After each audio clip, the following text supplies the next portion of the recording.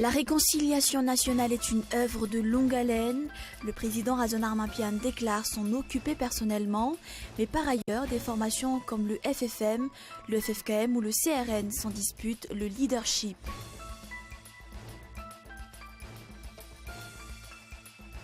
Les morts ont été un petit peu oubliés cette année. Tombeaux et tombes ont eu très peu de visiteurs cette année. Et dans une vidéo diffusée hier, le groupe terroriste Boko Haram nie toute signature de cessez-le-feu avec le gouvernement nigérian et exclut de libérer les 219 lycéennes kidnappées à Chibok.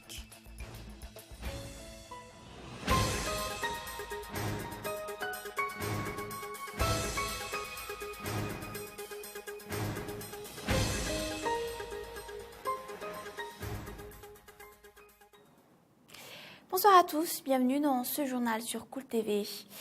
À la une de l'actualité, ce jour, la réconciliation nationale est une œuvre de longue haleine. Le président Razon Armapian déclare s'en occuper personnellement, mais par ailleurs, des formations comme le FFM, le FFKM ou encore le CRN s'en disputent le leadership. Qui et lequel suivre? Pour le MAPAR, l'entreprise de réconciliation ne se situe pas au niveau du peuple, mais des politiciens. Et Nijina Lapachi. Qui pourront réconcilier? Qui réconcilier? Les réconciliateurs eux-mêmes se sont-ils réconciliés entre eux? Les questions se posent, mais n'ont reçu aucune réponse convaincante. Le FFM, comité du Fapiavanana Malagas, et le FFKM, le Conseil chrétien des églises, semblent tendre vers le préalable d'un sommet comprenant les 4 derniers chefs de l'État, à savoir Didier Ratsirak, Albert Zaf, Marc Ravalmanan et Andra Zoueln, auquel se joindra éventuellement Razon Armapian. Cette conférence au sommet est une vieille idée de Didier Ratsirak. Quant à l'actuel chef de l'État, il cache à peine une ambition d'en assumer le leadership.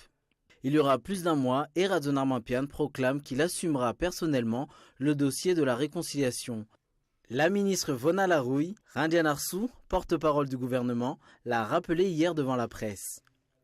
Vers le milieu de la semaine dernière, l'évêque anglican d'Antananarive, Ranarvel Samuel Adson, président du Conseil chrétien des églises FFKM, a lancé aux Malgaches un appel solennel pour une réconciliation.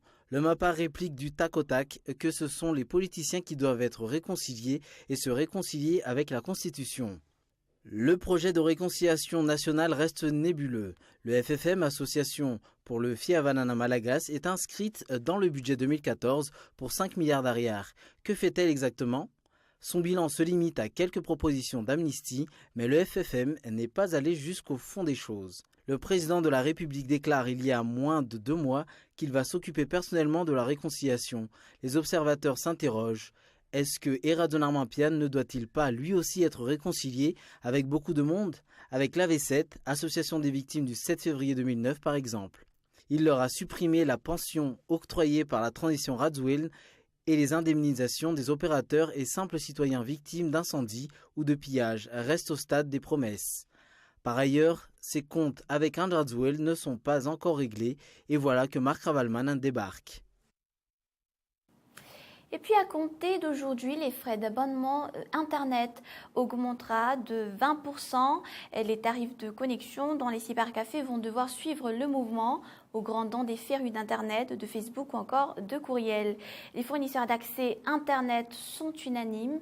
La baisse du cours de l'ariard est la grande coupable. Reportage. Les cybercafés seront obligés de revoir leurs tarifs à la hausse. Pour les usagers, le budget de connexion va grimper à 2000 ariars contre 1200 ariars avant la hausse. Jour férié oblige, soit qu'ils n'ont pas lu le communiqué officiel, beaucoup des cyber de la capitale n'ont pas encore révisé leurs tarifs. Des petits exploitants craignent de devoir fermer leurs portes.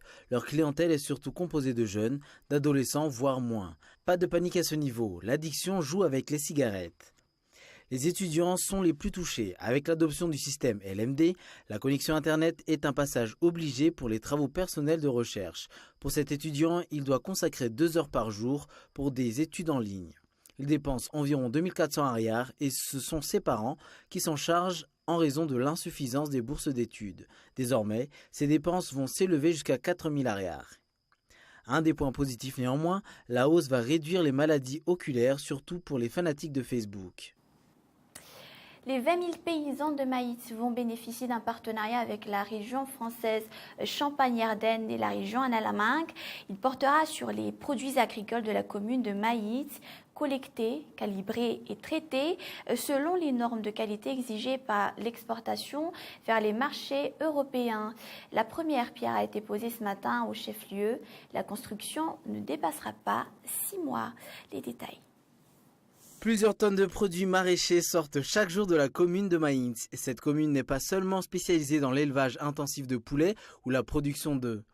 Ces paysans cultivent aussi divers légumes qui assurent le ravitaillement d'Antananarivo, son seuil des bouchers. Le projet de partenariat avec la région française Champagne-Ardenne et la région Anne-Alamingue vise à mettre les produits agricoles de Maïns aux normes de qualité exigées par le marché international, la France par exemple. Plus de 20 000 paysans vont se regrouper et bénéficier de formations au sein de 3 coopératives, informe le chef de région. La construction de ce bâtiment de stockage de produits collectés coûte près de 160 millions d'ariars et les travaux dureront 6 mois. Les paysans ont fait part de leur appréhension sur le projet. La commune aurait vendu les terres aux Français. Dans son discours, le maire de Maïns a formellement démenti ces rumeurs. Le président de la région Champagne-Ardenne, ce projet de partenariat est appelé à s'étendre sur tout Madagascar. La paysannerie de la Grande Île est très productive, mais la qualité a toujours été le principal problème de leur activité. Coup d'envoi de la campagne de litchi dans 19 jours cette année. La production s'annonce prometteuse. En tout cas, elle dépasse les chiffres de l'année dernière. Néanmoins, l'exportation ne sera pas à la mesure des espérances. Les pays importateurs sont dans une conjoncture de crise et de difficultés diverses. L'exportation de litchi pour la campagne 2014-2015 est estimée à 18 000 tonnes. Reportage. D'après l'enquête effectuée par les techniciens à la fin du mois d'octobre, les litchis pour cette année seront bonnes à cueillir à partir du 15 novembre prochain. La campagne du litchi sera officiellement ouverte le 20 novembre prochain. L'exportation de litchi connaîtra une petite hausse comparée à l'année dernière. En 2013, Madagascar a exporté 17 000 tonnes de litchi, dont 150 tonnes par bateau. En général, les pays européens sont les premiers importateurs de litchi de Madagascar, dont l'Allemagne, la Belgique, l'Espagne, les Pays-Bas et la France. Madagascar produit annuellement 100 000 tonnes en moyenne. Sur le plan international, Madagascar tient la 5e place dans la filière litchi, après la Chine, l'Inde, Vietnam et Taïwan.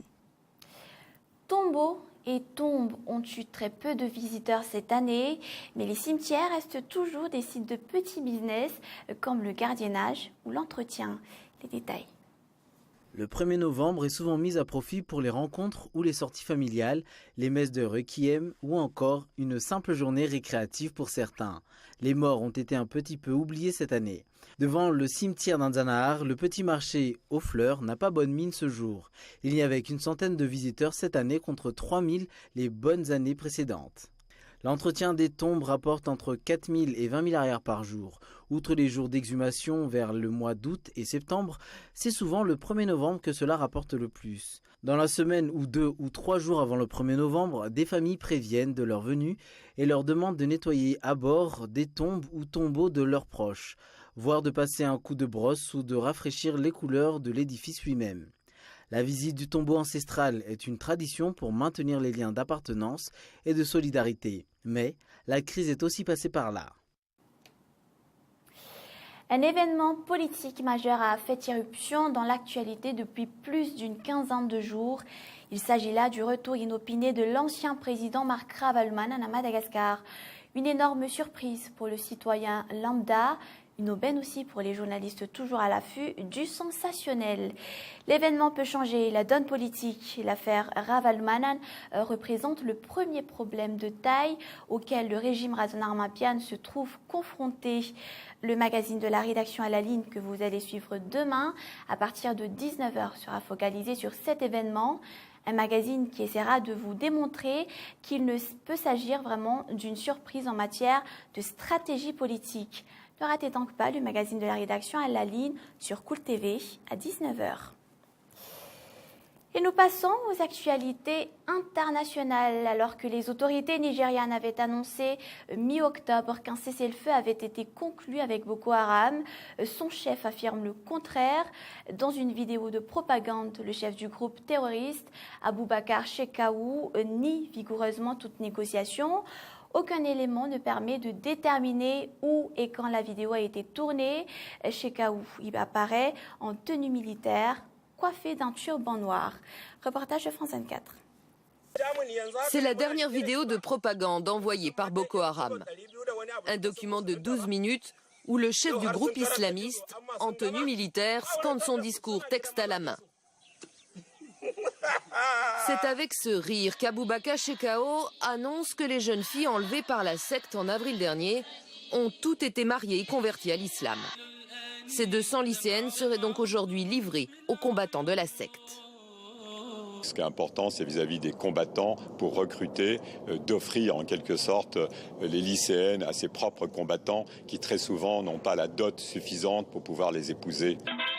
Il y a 15 jours, le gouvernement nigérian avait annoncé leur libération et un cessez-le-feu avec le groupe islamiste.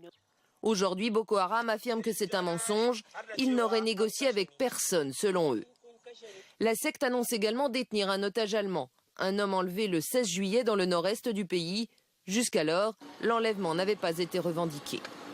Depuis 5 ans, l'insurrection islamiste a entraîné la mort de 10 000 personnes. Et une équipe médicale française a annoncé ce samedi une avancée majeure dans le dépistage précoce du cancer du poumon grâce à une simple prise de sang. Selon ces chercheurs, il s'agit d'une première mondiale puisqu'il est désormais possible de détecter dans une population à risque, notamment les gros fumeurs, un cancer du poumon grâce à une prise de sang, et ce, bien avant qu'une radiographie soit en mesure de révéler le moindre symptôme. France 24. C'est une première mondiale réalisée par une équipe du CHU de Nice, l'INSERM, et un laboratoire parisien. Grâce à une simple prise de sang, ils ont été capables de détecter des cellules cancéreuses chez de gros fumeurs, plusieurs mois, voire plusieurs années avant que leur cancer ne soit visible sur leurs poumons par radio ou scanner. Les tumeurs qui sont très invasives diffusent dans le sang des cellules quand elles sont tellement petites qu'elles ne sont pas détectables par les méthodes d'imagerie courante. Et donc là, c'est une alerte qui est donnée aux médecins. L'avancée est importante car pour le moment, on détecte souvent les cancers des poumons très tard. Le pronostic vital n'est alors que de quelques mois. On va pouvoir gagner plusieurs mois, voire quelques années sur l'apparition d'un cancer radiologique, puisqu'on sait expérimentalement qu'un tout petit cancer qui fait 0,3 mm de grand axe entraîne déjà une métastase. Donc là, on va très vite en amont sur le dépistage du cancer. Les patients chez qui on a détecté les cellules cancéreuses ont été opérés. 1 an après l'intervention, aucun n'a manifesté de signes de récidive. L'enjeu est de taille. Parmi tous les cancers, le cancer du poumon est le plus mortel. Il a fait 29 950 morts en 2012 en France, 8 fois plus que les accidents de la route. Pour les fumeurs, la question est quand ce test sera accessible et remboursé. Il faudra sans doute attendre plusieurs années. Et comme à chaque fois, un rappel des grands points développés dans ce journal. La réconciliation nationale, qui est une œuvre de longue haleine. Des formations comme le FFM, le FFKM ou encore le CRN sans dispute, le leadership. Et puis pour le MAPAR, l'entreprise de réconciliation se situe au niveau des politiciens. On a vu également qu'à compter d'aujourd'hui, les frais d'abonnement Internet augmenteront de 20%, mais également les 20 000 paysans de maïs qui vont bénéficier d'un partenariat avec la région française Champagne-Ardenne et la région Anne-Alaminck. Il portera sur les produits agricoles de la commune de Maïs.